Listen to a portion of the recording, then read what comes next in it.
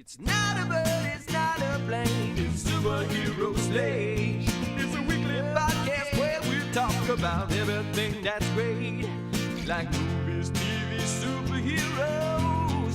It's Superhero Slate. Oh yeah. Hello everyone and welcome to Superhero Slate, the show where we run down the latest superhero entertainment news. We love TV, movies, and superheroes, so let's talk it all out. My name is Chris. And my name is Mike. And this week we have Cinemacon, and it landed with a Superman preview. Landed in the snow, and then a dog came and saved it. Yeah, kind of. Did it though? Like, did the dog really save it? I feel like if Superman was dead, that dog would have ate him right then and there, like just been done. But anyway, we'll talk about it. We get Avengers Doomsday details with that production starting up, and we got some information on that. Spider-Man 4 gets a brand new title. Wink, wink. And more. Wink, wink.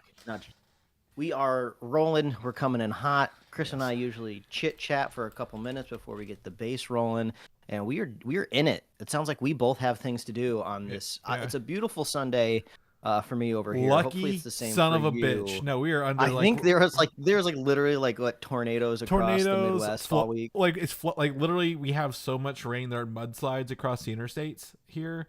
Like whole houses are floating down rivers in Kentucky. Like we have like what's it called, a generational amount of rainfall in like 4 days or something like that. So yeah, I'm getting nervous. There's been a lot of once in a generation things in our generation, and I feel like that term is losing all steam. You're not from here, but we have this event called Thunder over Louisville, which is like an hour-long fireworks show over the Ohio River, and it kicks off the Kentucky Derby season. And that was scheduled for next week, the 14th. However, due to the rain, or the river coming up to like 36 feet above river level, they had to cancel the whole thing. Like not even delay it. Like they just canceled the whole thing because the water's too high on the river. So we're just just at Mother Nature's mercy over here. But that's it. At the mercy of Mother Nature, the mercy of time. I haven't even had a chance to open up my drink yet. I'm sipping on a hum kombucha raspberry lemonade. So I gotta pop that before we start talking about CinemaCon. It's true. I also want to give a shout out real fast to superfan Jason. He invited me to a gun range this weekend, and I got to go to a gun range with him and a friend of his, and have lunch and just hang out for several hours, and it was a good time. And he did share the show with a buddy and shared the show with a friend, and so he earned super fan status while I was there. So and not that he didn't have it beforehand, but it was witness. It was what's it called, notarized. I notarized it. Notarized, certified. Yeah. So thanks for that. We'll get into it's not really a bullet point here, but I want to talk about the passing of Val Kilmer this week. Someone who honestly, grew up with a lot of Val Kilmer movies myself, Mike, and I don't know about you, but was one of the icon to me, the Batman I remember most as a child, from Batman Forever, where he played Batman against Jim Carrey's Riddler and Tommy Lee Jones's Two-Face. The one I just remembered the most as a child having access to. Yeah, it is the epitome of a live action cartoon if any's ever been made. Yes. And I poured one out in his honor in my collectible McDonald's Batman Forever tumblers, glasses. I don't really know the lingo. Mugs? Are they like mugs, I guess, because they have the handles on? It's a small glass with a handle. Yeah. But I feel like I've seen a lot of marketing growing up where everything was a tumbler that came out of a fast food joint. But right. Yeah, it's a bummer.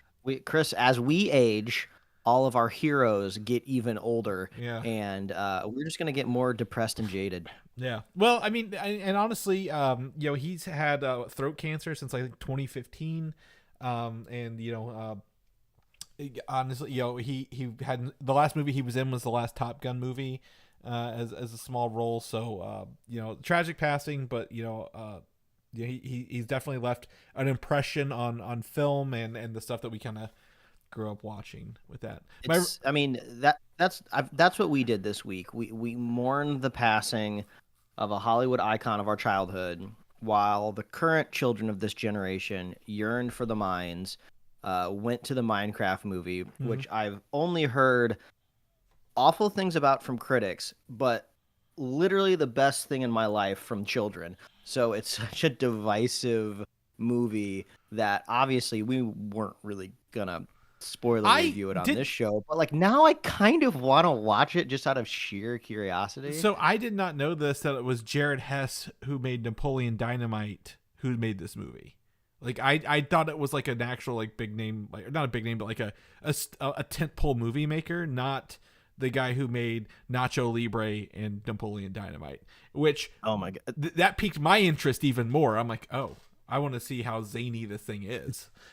I saw a video of a dad recounting his experience going to the theater, taking his 7-year-old, and he said that it was the first showing of the day. The theater was just jam-packed full of children, and they treated like every single like reference, meme, call out, phrase that you'd hear in the video game, character that would appear when we were watching Endgame, and Captain America picked up Thor's hammer. He said the place was going wild. He just prayed that these children didn't organize because they could have taken over the theater and it would have been Lord of the Flies. I would have enjoyed this to see kind of, you know, what they did with their Pixax popcorn buckets. I mean, I just would have loved to have been in the corner just experiencing and watching it. But wild times in Hollywood, all the time. I will tell you, this is one of the first movies in a very long time that I've seen a work print version of the movie leak online as well. So I've seen a lot of clips that are not cams, but work print versions, which is, you know, if people aren't familiar with work prints, they're essentially non-finalized versions of the movie they're still working on. So you can find that in places, Mike. Wink, wink. Hint, hint. If you get enough interest. Moving on, let's get into our first thing. CinemaCon is this week. We talked about at the top of the show. I love CinemaCon because this is essentially Comic-Con for movie theaters, essentially, right? Like, you know, they're all the companies are hyping up, hey, here's the movies we got coming, here's the products we're making, so on and so forth. We have a TikTok reel in our links here for a popcorn vendor showcasing ideas. And I'm going to say ideas simply because I should have Mike, because there's a thing. The thing's head is the popcorn bucket, a popcorn bucket for Fantastic Four, because they, you know, obviously will do that. That's a pretty easy one. It's not a person.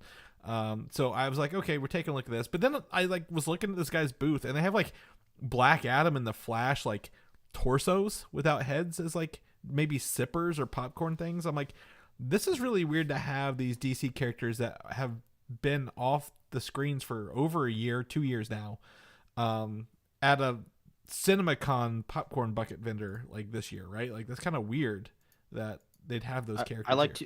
I like to imagine that it was an aspirational popcorn bucket of, you know, these movies are going to be so popular when the sequels come out. We're going to need popcorn buckets ready to go. Yeah. But CinemaCon's always so exciting to me because it's the con I always forget exists. I never know where it happens. I never know when it happens until it is happening. It's like a jump surprise scare of just like, surprise new trailer, surprise title reveal, and they usually bring some good stuff. So we got some good stuff to talk about today. Yeah, Sony's big here. Warner Brothers was here. Marvel was here. Disney. So we can talk about that. But yes, you want to take out some possible popcorn buckets, vessels, whatever. They're here. We'll talk about it. We've got some more later for a movie down in the notes as well.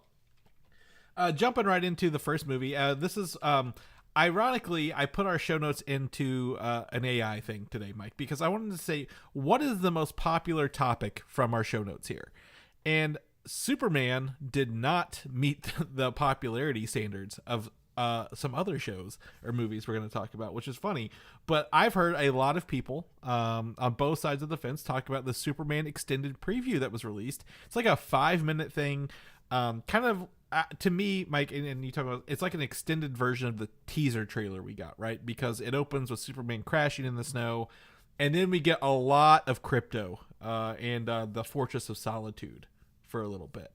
Let's get your opinion on this, because from my point of view, the littlest thing here is I'm always thrown off when I see something thrown up online with the title sneak peek.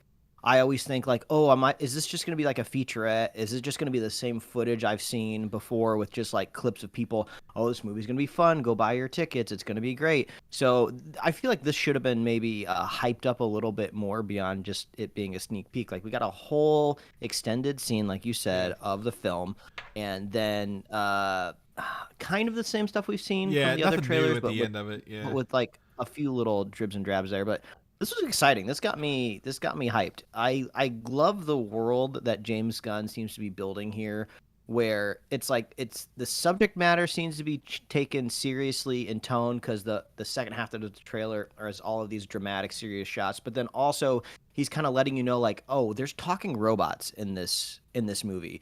The Fortress of Solitude springs out of the ground and rotates like a it's kind of a fractal is what it looks like, a fractal shape when it comes out of there, and then it's like pivots once it's built. And they have like these kind of cartoony magnifying glasses that like amplify the sun to heal Superman, and it's like, okay, this is fun. And this is kind of the vibe I've been getting the last couple seasons from Invincible as well. Obviously, take out all of the hyper-violence from Invincible, but it's just like, hey, audience, this is a world where superheroes exist and have existed. Just you already strip out the idea of like, what is Earth like without superheroes, because this is just how it's always been. So we're not really looking at, like, when we look at the Marvel Cinematic Universe, oh, this is our world, but what if we added superheroes? And they've been here, but now they're coming out of the shadows. Like, I like what Invincible's doing. I like kind of what this Superman sneak peek is showing us, is just like, we don't have to, everything's out of the way. I don't need to explain why there's robots here. I don't need to explain why there's like a giant monster breathing fire on Superman down in downtown Metropolis, right? We just get into the fun and the action and the excitement. And I feel like I was able to pull that stuff out of here. Obviously, the most James Gunn sense of humor is like a dog jumping on a broken man who's just fell from the sky. And he's just like, come on. I've never really seen that much kind of like humor and like kind of vulnerability from Superman. So it's kind of fun. I think the dog thing was annoying to me because I get nothing against dogs, nothing against dogs, but I'm like, I get it. Like, it kind of felt like it dragged on a little bit for that part. I'm like, I want to see more of this, like you mentioned the world, right? There's other cool things. Like, there are clips later on, like, oh, there's that big ball that's being fought in the background of Superman and Lois when they're kissing, and like, you know, the big monster, and, you know, Lex Luthor and some other stuff. I'm like, I want to see some of that. The dog thing is over. To me, is overplayed. Show me something different than the dog in this teaser. Once Krypto got him to the Fortress of Solitude, though, I was more on board. I immediately picked up Alan Tudyk as one of the voices of the robots, because obviously Alan Tudyk does everything these days. So he was one of the robots. It's interesting to say, like, oh, hey, here's a new robot. The robots are making more robots and giving them numbers, right? Like, oh, here's a new one, and they're kind of fangirling. So I'm interested to see all that stuff, but I was not sold on the dog thing at all. I was like, this is, to me, it was just beating the horse that we've seen over and over again. I'm like, yes, you did the puppy bowl. The first trailer was the dog thing. The first poster was Superman and Krypto on the moon, and all this other. I'm like, we need more than the dog. Like, this isn't the dog movie, it's the Superman movie. So hopefully we can get something better down the road. I did hear a funny line from this weekend. And this is a bit crude, but like, Superman is cucked in between Jurassic Park 5 and Fantastic Four in July, and I was like, oh, that's kind of rough for it. But we'll see. Hopefully it's good. I have nothing against the movie. I just wish the marketing was just a hair better for this trailer. On that note, on the flip side, there have been early screening, like people coming online and like sharing, like, I wouldn't say necessarily leaks, but like minor plot points, minor spoilers online as well. So if you are someone who gets superhero stuff or Superman things in your feed, you might start seeing some of these, by the way. So just, Mike, this is your note for your keyword thing for Superman if you want to stay in the dark as long as you can. Thank you. Appreciate it. Along the way. Yeah, I did read some of the stuff. I'm very interested to see kind of how it plays out throughout. Moving on into Disney, they shared some stuff for Avatar Ash and Fire. I want to say Fire and Ash, but it's Ash and Fire, which is Avatar 3 coming out in December. I've yet to get a trailer. I'm really surprised how long they're holding the trailer on this one. But they did confirm there's 2 groups of Na'vi. I can't pronounce these until I watch the movie, but the Tlalim clan, which are the Windtraders, which are remember we looked at the concept art of the big balloon organic things floating around. And then there's the Mangkwan clan. I'm gonna butcher that one. It's called the Ash people, who've essentially given up on the Na'vi deities because their homeland was covered in lava by a fire or volcano. So I'm excited to see Avatar, Fire and Ash, Ash and Fire, whatever it's called, when it drops in December, Mike. I'm buying whatever James Cameron is selling me. Yeah. So I'm here for it. Yeah. I mean, we got till like 2030 when the next like 3 come out after this one. So, but this is like one of the trailers, like thinking about the rest of the year. I'm like, well, there's a couple other movies coming later in the year, like Predator Badlands and a couple other things that they didn't release out of CinemaCon because they don't leak things there because they're industry insiders, not fans, which kind of sucks. So we won't see this stuff. But I would love to see this trailer sooner than later. Maybe in front of what's that Marvel movie coming out? Thunderbolts. Here next month. Last night, God, I'm reading the thing. Tron Ares dropped a new trailer for the upcoming Tron threequel, and I've got it here in the notes, Mike. I didn't watch it, but like, again, on the show, we say, at least I state, I don't know if you feel as strongly as I do, I don't like Jared Leto. I don't think he's a good actor. I think he's kind of a douchebag. But I don't know him personally, but that's the vibe I get. However, this trailer doesn't really include him much in this, but I really like this trailer. I was digging Tron Ares more than I thought I would along the way. It looked really cool. I was wondering if they were going to kind of keep the aesthetic from Tron Legacy, if they were going to evolve it in some way. But this really feels more like a sequel to Legacy. Yeah. And but I have no stake in this battle at all. Right. Everybody looks back on the first Tron very fondly because it was this VFX groundbreaking thing, but it was not a successful film when it came out in theaters. It only grew to be like this classic over time. Yeah. And Tron Legacy also was not super successful. I mean, I feel like it was just successful enough to barely get this third movie going. And they sold enough soundtrack. Chuckle. They sold enough vinyls to get a sequel to the movie. I think one of the top comments on YouTube for this trailer that we're talking about when I was watching it was, "Oh, come on, Disney, don't fuck this up." And I was just like, they've fucked up every Tron movie so far, technically. Yeah. So I just thought that was pretty funny. But so there's nowhere to go but up, really. And then also I felt like they kind of let the Nine Inch Nails song score kind of pump and thump a little bit after kind of like the last clip of the trailer to let you know. And this was the first time in a long time I've ever seen a movie trailer highlight the score. Like, that never happens. Right. So at the very least, we know that we're gonna get a badass soundtrack out of this. I think it was really cool. Some of the things this movie feels like, again, like you said, a sequel to Legacy, but the flip flop of it, right? Like in Legacy, Tron and Tron Legacy, it's about real people going into the cyber world, right? The grid. And in this one, it's the grid coming outside. So like like the first 30 seconds, a light cycle activates in the real world and splits a cop car in half, which was awesome. And then to see the Recognizer ship, like how like huge and menacing that was, like floating around thing. Coming from around the corner. Yeah. And then the freaking like TIE fighters or whatever they're called, like flank and come around and block those missiles. Yeah, I was like, okay, this is like what Pixels should have been. Like this is like that movie Pixels, but like if it was good. So I'm pretty excited. I love the red aesthetic. You know, Tron Legacy, it was the blue aesthetic. They're very leaning into the red villain program aesthetic here. So I'm excited to see this. It comes out in October 10th later this year. So we'll keep you guys posted. But that to me, it's got my hype going. We're gonna shift gears into Marvel and I guess the video game world, very close to Tron here.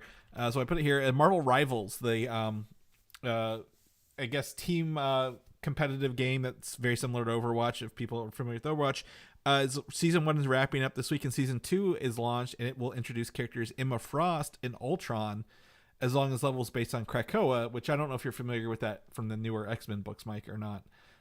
It's is this the Hellfire Gala? A little bit, yeah. So the Hellfire Gala is based on Krakoa, which is a mutant island, which is where all the mutants lived in the comic books until recently. And after this season, the game developers like, we heard what people want. They want more characters. You want more Marvel characters? Hell yeah, we'll give you more characters. So they're going to move to shorter seasons and a character every month, starting with season 3. So I was just reading an article. It's not confirmed, but one of the updated assets in the game, like recently, is Daredevil. They're starting to get Daredevil ready to release in the game when they move to that season 3 model.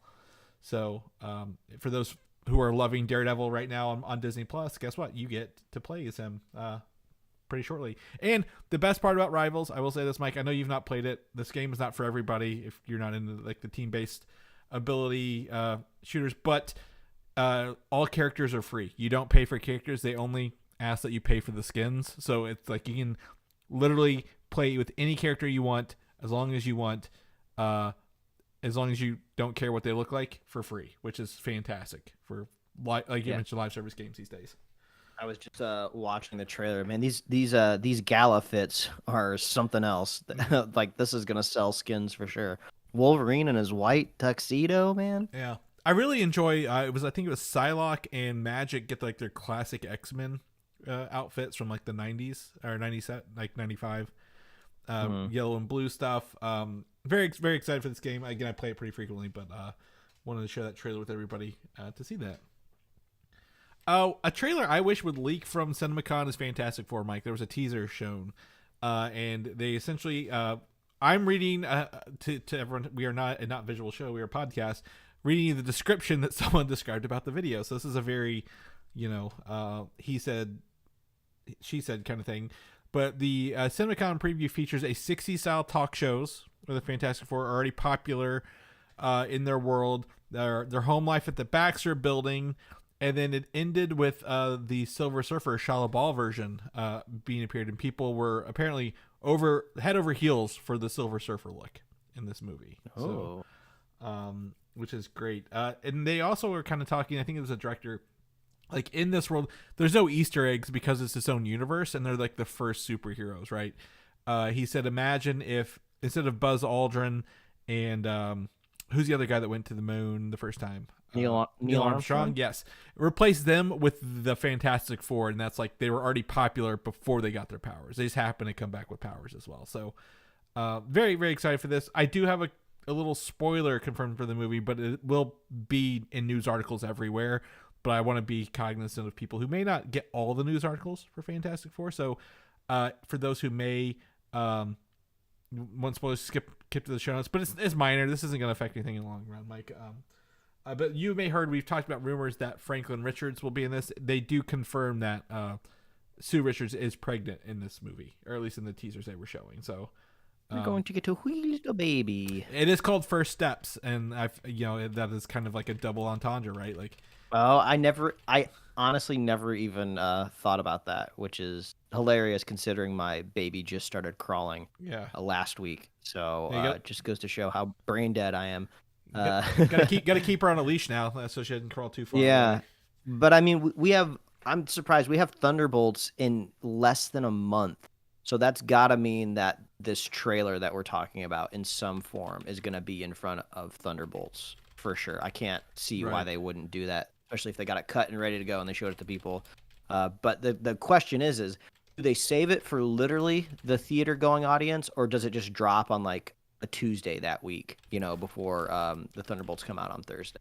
Yeah, I assume it'll probably be earlier if I'm going to be honest, right? Like, because you don't want you want that news cycle to kind of be wrapped up by the time the Thunderbolts reviews start kind of coming in. So we'll see. Also on 4/4, which was Friday, Fantastic Four 4/4 day is a new poster for Fantastic Four. This feels a lot like Tomorrowland at Disney, with I love it, the colors and stuff. They're just letting the art team have a free run at, hey, make this feel retro futuristic, and they're like, yeah, we'll do that. So you can check out that blue Fantastic Four trailer there. And then if you want to go even further, Empire Online has featured a couple photos of the actors pre-flight before they get their powers. So we get to see Yavin Backrack as Ben Grimm, Pedro Pascal's Reed Richards. I'm trying to pick up their names here. They're Vanessa Kirby as Sue Storm, and then Joseph Quinn as Johnny Storm as well, in their suits. And this is also where you can kind of view the art that we're saying with the Neil Armstrong Buzz Aldrin quote. The tech is really interesting. I don't know if they're tinkering with like retro future batteries, or those are like cameras a little bit, or like are those like ghost traps or whatever. Yeah. I don't know what they are, but they're really cool. And even the table fan in the background has this like fun like squircle shape around it. Just the aesthetics of this movie is like so fun. I bet the production design team just had a ball on this film. Yeah, it does. It feels like, again, a vision and a voice in a movie from the director. So really excited for that to wrap up the summer this year.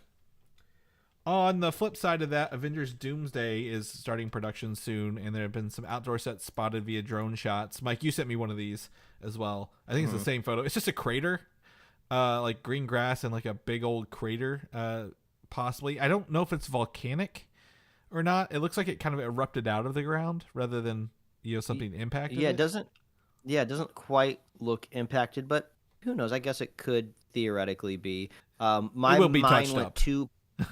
Yeah, my mind went two places. The first one it went is like, when's the last time we saw a crater with kind of something in the middle? And I don't know if that something in the middle is just like somebody left their lunchbox there on set or something. That could be totally innocuous, but it made me think of Thor. Right. I think the last time we saw a big crater was, or an iconic one, was in that first Thor movie. And we know he's in this film. We saw his name on the back of the chair. The first name on the chairs even. Yeah, exactly. Or I thought, is this kind of like a situation where like Doctor Doom phases in from another universe and it creates like a crater in the ground or something like that? Well, but it's cool that it was actually made. I mean, this is obviously very easily done in CG, so I'm glad that they actually built something. Yeah, if you watch, there's a video there on YouTube. It actually shows another crater next to it, so I'm going to probably debunk your Doctor Strange or Doctor Doom thing a little bit, because there's two Thors, two Doctor Dooms. They're all over the place. Yeah, if they do the Thor core from the Secret Wars books, absolutely. But obviously they're building real sets, and actually they did show that they like some of the this is like right next to the Fantastic Four sets. Some of them are being taken down, but like some of them are still there. So I'm like, are they going to film like some of the Fantastic Four world being destroyed at the same time right now? Because they didn't film it obviously when they were doing Fantastic Four. Like, is that why they left some of those up? So, be interesting to see if anyone does make it into the Fantastic Four world and they use any of those sets along the way. At CinemaCon, Kevin Feige has said specifically that the Avengers, Fantastic Four, Thunderbolts, Wakandans, and original X-Men will fight Doctor Doom. This kind of puts a little shade thrown at my theory that I told you, that the Avengers versus X-Men last week we talked about, right?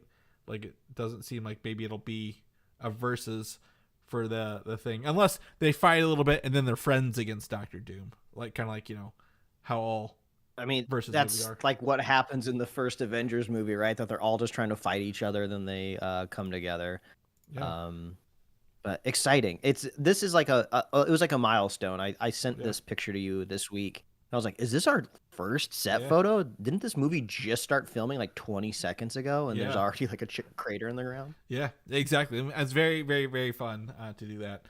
The other thing, every person who's been in a Marvel movie has been asked, why did you not get a chair last week, Mike? Right? Like, so I've seen so many articles like Haley Atwell and Chris Pratt and like, a bunch of these other people, Elizabeth Olsen, Scarlett Johansson. Everyone's like, where's your chair? Where's your chair? Why didn't you get a chair? And pretty much everyone has been like, the casting for these movies, it's not done being announced. Like, my guess is the first filming schedules are the ones we saw first, right? The people filming immediately. And then either it'll be the back half of the summer for the second announcements, or like, maybe like we talked about Secret Wars casting right along the way. So if you didn't see your favorite Marvel actor's chair in there, they're probably not, and they're still alive, they're probably gonna be in there at some point. Just chill out a little bit. It'll be fine.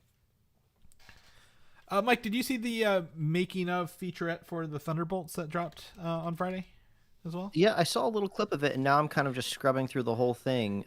This is really interesting to me. I feel like I have a lot of things to say. It's a very clever, I would say, marketing strategy that we've seen before, like in the Mission Impossible space of things. They do this all the time, and I just love that. It seems like somebody over at Marvel Studios was like, "Why can't we do this for our movie?" Like they've almost not had to ever advertise, their movies in a way. Obviously, a trailer gets cut for the film, right? And then they do like TV spots and everything.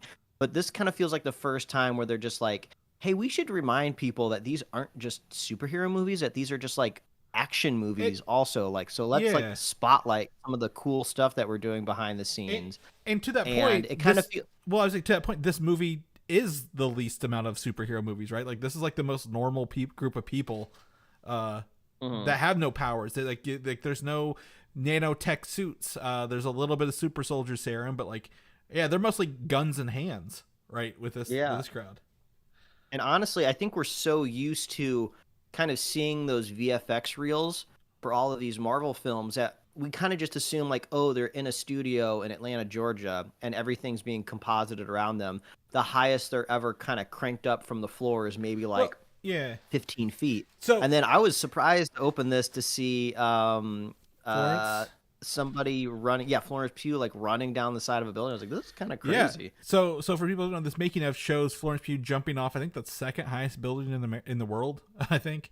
And I don't know, I don't know if she truly base jumped or somebody else base jumped, but she's like, they let her run over the edge and like down some of the building and pulled her back up, right? Like over and over again. So that's really cool for her. It's probably like a 10-second shot in the movie overall, but shows like, obviously, in contrast to COVID era protocols of movies like Quantumania, Thor: Love and Thunder, like this is not shot in these are not being shot in blue screen rooms anymore. They're not doing volumes. They are doing real places, real locations. And as you mentioned, like I said, it's showcasing the stunts. It's showcasing. They're using that. I don't know what that song is that they're using on all the marketing materials, but I freaking love it. Like I need to find it so I can just listen to it regularly. So that's awesome. We also got some popcorn bucket confirmations this weekend. The limo that Red Guardian is driving that we see in the trailers, that is one popcorn bucket. So they're doing the big limo car bucket. Red Guardian helmet over another popcorn bucket with Russian is one, and then what we can see here is a Thunderbolts asterisk sipper that some theater will probably have as well. Yeah, I mean, obviously we've gone over our ranking list of popcorn buckets and kind of how we put them in categories. The limo has a good shot of being higher up on our category, but I'm just kind of looking at it now, and it looks a little janky. Not like janky as it's been in an explosion of just like, what is with this seam coming down the middle? The headlights aren't even like matching up. Like, what is this made out of, like cardboard? Yeah, the colors look. So again, I think this might be might be a prototype, but these are probably more locked in than anybody else's kind of going forward. And I honestly thought it was CGI because like the words under Red Guardian looked a little rough as well, like our AI generated. But I do think it might just be Russian stuff. But like now I can't really tell the scale based on here, but if that Red Guardian helmet could actually theoretically fit over somebody's head, then that's exciting. Doesn't have to be an adult. It's fine if it's a kid, but it might be it needs to go on somebody's. It needs to go on somebody's head. What's the point of making it? Might be a cat or a small dog. Well, I'm looking at the straw as the basis to the left. So maybe a small child for that, but like this is pretty. This is fine. I'm down with this over some other stuff. Like I thought they'd be pretty simple, but like biased. Where's my Sentry stuff? Where's my Sentry sippers? Like come on now. Like this is like my one chance to get his stuff in the theater. Even though he's gonna be in Doomsday, I'm pretty excited for that. But you can check out that link and see what those look like. Mike, we also had a few Marvel Legends character official releases. The toys, right? I wouldn't say the high end toys. Legends are like $20 to $30 in stores, right? And they showcase Bob's outfit from the movie, if you will. So we got our first, I guess, official look at Bob's superhero outfit that he will get in the upcoming movie. And I, as someone who collects, Sentry characters as well, will be adding this to my collection. Down the road. I'm looking forward to see if you pull the trigger on the eventual sideshow Toys? collectible, Yeah. like the $300 one. That's like the costume's actual fabric. Yeah. I'm curious if they'll give him actual hair because Yeah. there's kind of like it feels like there's a separate meeting that happens with all of the sideshow collectible figures of just like, okay, when the hair gets to a certain length, it can't just be molded plastic anymore. It's got to be real, like strands. So I'm curious if Bob is gonna get the real strands. Yeah. I'm excited. I was talking to that super fan Jason. He is my Hot Toys guy. He knows, he is very familiar, lives in that world very, very well. And I was like, yeah, I'm interested to see what it does. Like, what kind of outfits and what it looks like along the way. So if that comes up, I'll be sure to bring that back for everybody to listen to. Mike, we are in the final 2 weeks of Daredevil, right? Is it 9 episodes? 8 or 9? 8 or 9. I'm pretty sure it's 9, right? And 8 is this week. But obviously Vincent D'Onofrio is out, and he confirmed something that, I don't know if anyone's really asking, but that Daredevil, or that Marvel can only use Kingpin as a Daredevil villain and on television shows such as Hawkeye, but he cannot be used in Marvel's movies because Spider-Man belongs to Sony. However, I'm going to put an asterisk here, like the Thunderbolts. Sony's already doing the Spider-Man movies in conjunction with Marvel, so I don't really think that would like lock him out. I'd be like, if Marvel's like, hey, we have an idea for Daredevil and Spider-Man, or not Daredevil, Kingpin and Spider-Man, Sony would be like, yeah, make us $1 billion, please. Right? Like, it's so funny. Like, D'Onofrio has been so defining for the character of Kingpin to me, even though I grew up watching him in the 90s Spider-Man TV show, and he was obviously visually very striking in the first Spider-Verse movie, that I just kind of assume he was a Daredevil character, even though I know he originated from a Spider-Man comic book, but he's just so he's so just like, wait, yeah, why can't he be in the movies? But then I did think it was funny because I saw the article too that D'Onofrio kind of reflected on the fact that we're not going to get a standalone Kingpin movie, and I just kind of chuckled, like there was never going to be a standalone Kingpin movie, and if it was going to be in the same vein of like Morbius and Craven. Like you weren't going to like that movie, and it would have been bad for you. So I just thought that was kind of funny. Actors kind of get in their head of just like, yeah, no, this character definitely would be a feature film if it wasn't for the lawyers. Well, like, I also wouldn't say that. I also would say like a lot of them are like, hey, if no one's saying the idea, I'm just gonna put it out there, right? Like self-fulfilling prophecy. Like yeah, we should totally do a movie about my one character. I feel like the guy who played Crossbones and is in the DC world, Frank Grillo would be the guy. I'd be like, yeah, Crossbones needs his own movie. He strikes me as someone who'd be out there telling people that. In that situation. But yeah, so hopefully, I think they would find a way to make Kingpin, I keep saying Daredevil, Kingpin and Daredevil work in Spider-Man if Marvel wanted to. I don't think Sony would be like, no, you can't use them in the movie that we're technically owning that you're making for us. So but like I said, I don't think he'd be I agree with you, not a solo film. Some confirmation, John Bernthal has confirmed that he is co-writing the upcoming Punisher special presentation for Marvel Television. He says, obviously Frank Castle, the Punisher, is in his bones. He's been the character for 9 years now, going on 9 years. He does a great version of it, right? Daredevil, he's the new one, he just kind of slotted back in. Very excited to see this thing along the way. Is there any other Netflix characters kind of like the Punisher that you would want to see turned into a special presentation, Mike? Is what I was going to ask you. I mean, I say it every time. My favorite part of the Defenders, if you discount Daredevil, is Sigourney Weaver. Cage. Oh, no. Yeah. But also, and this is going to sound bad because I can't call her name, but the only good part of Iron Fist, what was his friend's name? With the sword. Colleen Wing. Yeah, she was great too. I think. Yeah, I'm curious what Disney's going to do with these kind of Defenders that we've yet to see. I think Kristen Ritter, Jessica Jones will be in next season of Daredevil. I would love a Heroes for Hire special presentation where you get to catch Luke Cage and Danny Rand together.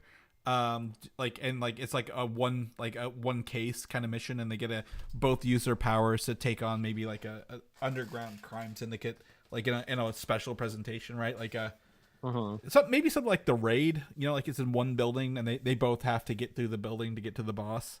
And I would love to see them use their abilities in that situation. So I'd probably even watch a Heroes for Hire short, but they're not doing the mini shows anymore. They're looking for long-term TV shows over there. But yeah. So anyone excited for the Punisher? It's coming up, and they'll be writing it along the way. Moving on. Sony. We're gonna stay in Sony's world for a little bit. Spider-Man 4 at CinemaCon. They gave us the official title for Spider-Man 4. Mike, and it is called Spider-Man Brand New Day, and we even got a logo treatment. And first thing I did was strip the Spider-Man logo down a bit, Mike, for this. But I'm gonna talk about a little bit the title Brand New Day. Are you familiar with the comic book Brand New Day at all? If I said, "Hey, Brand New Day," does that ring a bell? Unfamiliar. I didn't even know that this was based on a comic book title. Yes. So there was a comic book in the late 2000s, late aughts called One More Day. Are you familiar with Spider-Man One More Day?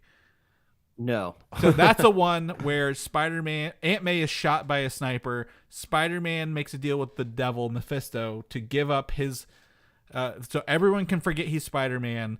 Aunt May doesn't die, but he has to give up his marriage to Mary Jane Watson. Like, a lot of people were like up in arms over this storyline in like the 2000s. They were like, Marvel hates Spider-Man. They want him to be miserable forever.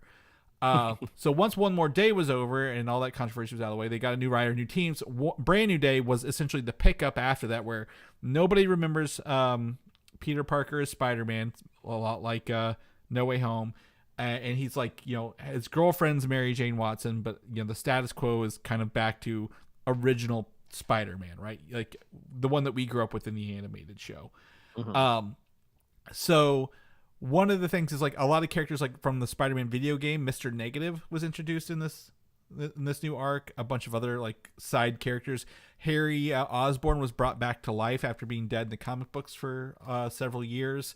So, it feels like Brand New Day is kind of setting up a little bit of like, Peter, how's he going to carry a job? Nobody knows who he is. He has no family really anymore.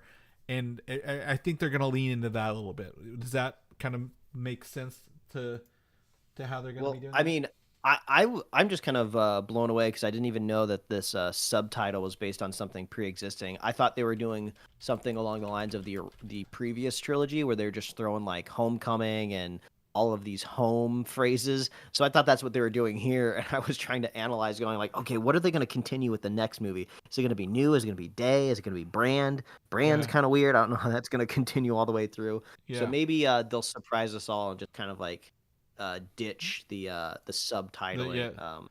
The connections. Yeah, the connections between the subtitling.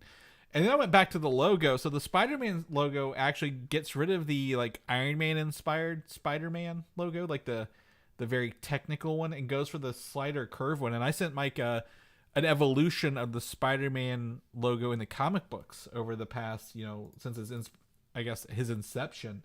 And this is the logo they've used since 2004 in the comic book. So to me, that's interesting that they've kind of foregone the newer, like he's a tech inspired suit. It feels like he's going to be more maybe a classic Spider-Man kind of going into this. Mike, is that the vibe you're getting to based on that?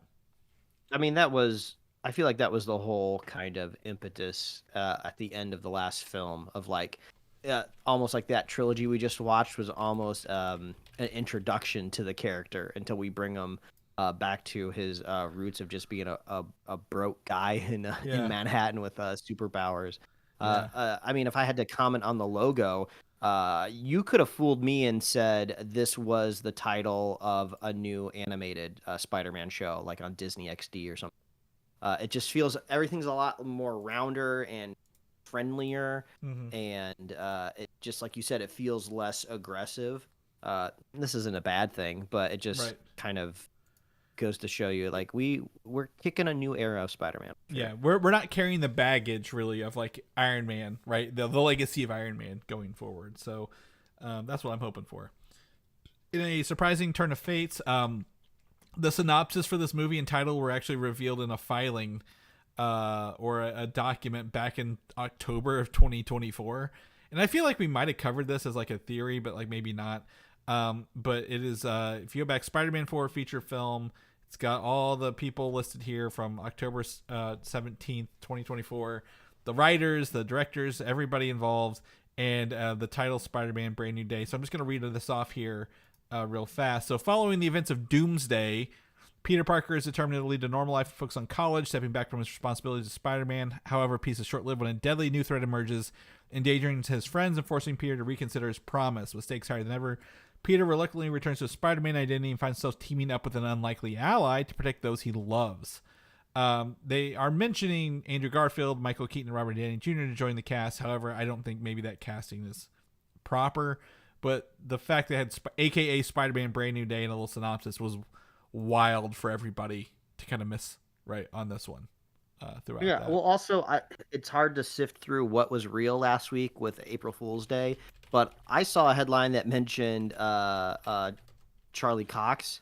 Daredevil was possibly going to be in the Spider-Man movie, so that could be the unlikely ally. Yeah, he was in No Way Home. If that wasn't just like absolutely totally fake. But that would be fun. Two very, I would say, New York-based heroes. On par heroes. I mean, Spider-Man's got the superhuman strength, so Daredevil's got to be a little bit more cautious, but Daredevil has the experience. Yeah. Well, and also like he, his ability, the other enhanced senses, right? That have paid off a little bit. He can handle himself in a fight, and those Spider-Man in there be really cool to see some of that. Also, confirmation Zendaya is confirmed to return, despite casting Sadie Sink as, the rumored Mary Jane Watson.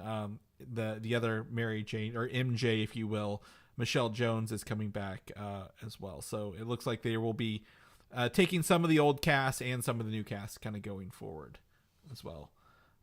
I'm excited for Spider-Man, Mike. They're not going to be filming it until after, or at least till Doomsday is probably mostly done. I do know Tom Holland and Zendaya are both in that Christopher Nolan movie that's filming right now, the Odyssey. So they need to get that off their schedule beforehand. But Spider-Man Brand New Day, very exciting. I've also updated this on our upcoming releases page, so all the titles have been updated along the way.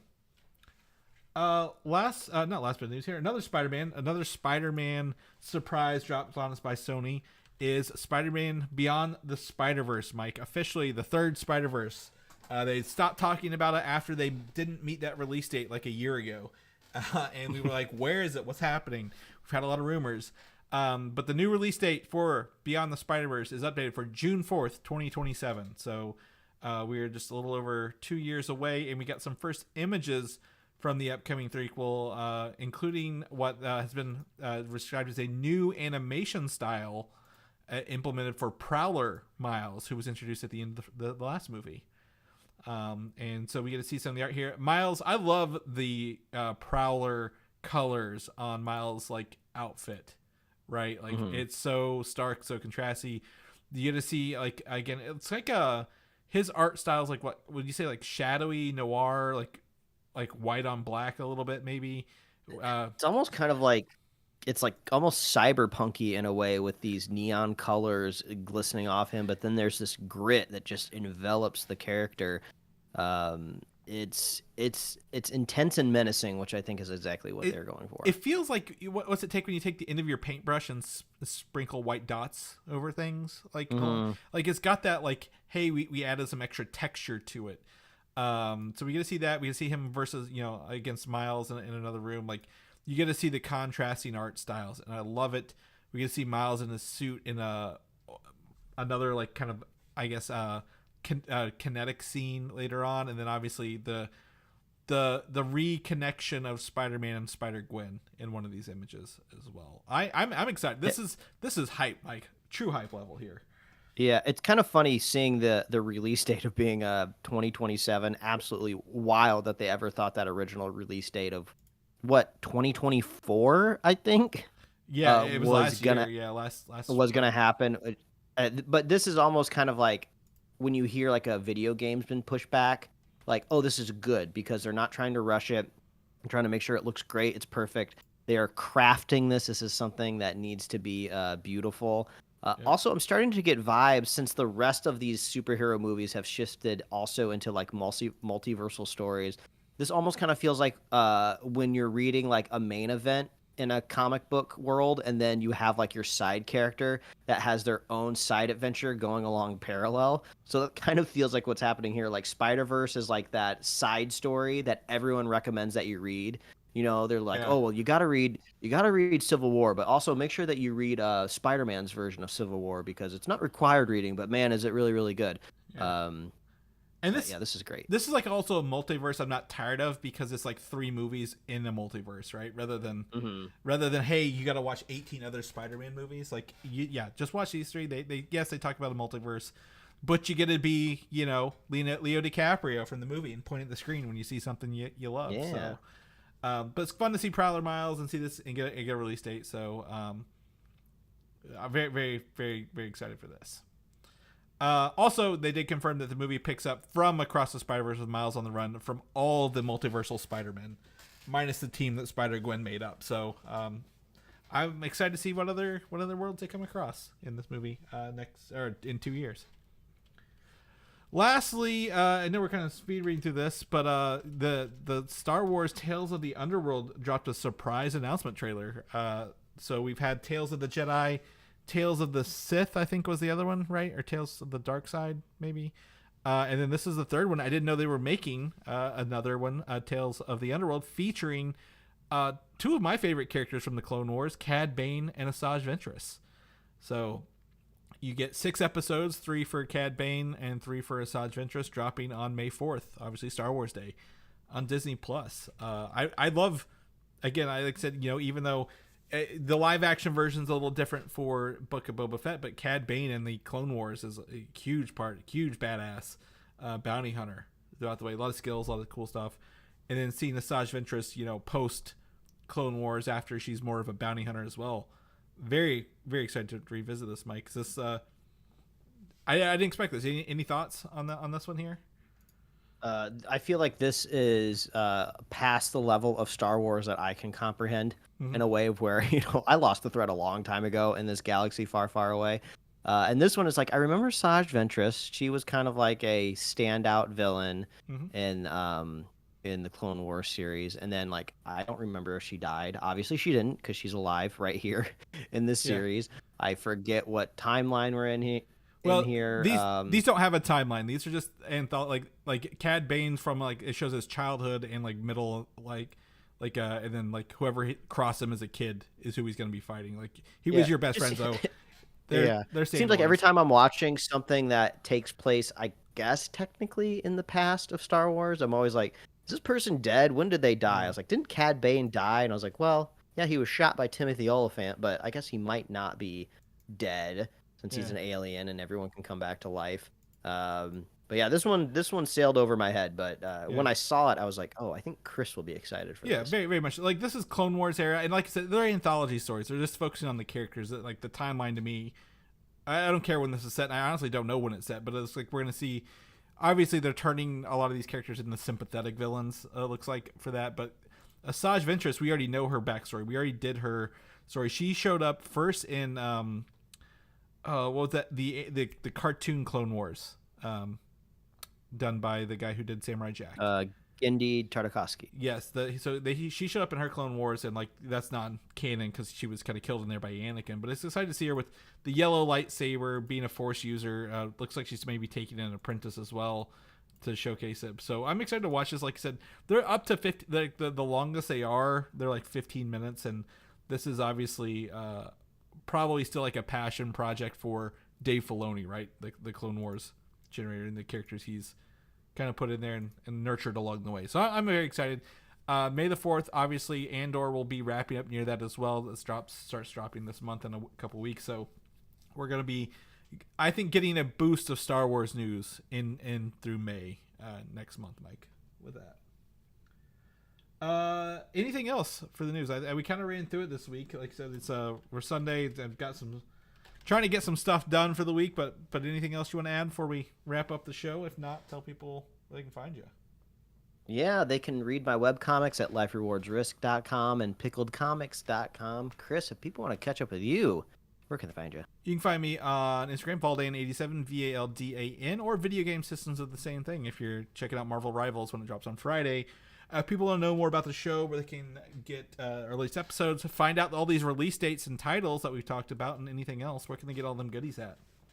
Yeah, just head on over to superheroslate.com. Best place to find all the avenues we host our show, and to get our kick-ass show notes, we're on Apple Podcasts, YouTube, Spotify, wherever else you're listening to podcasts, we're there. Superheroslate.com/store if you want to get any merch. We love hearing from you. We love it when you reach out. Let us know what you're playing, what you're watching, what you're reading. And if you want to be a super fan of this show, it's oh so easy to do. Just share the show with a friend, share the show with a buddy, and we'll be here every week, folks. That's right. We'll see you next week.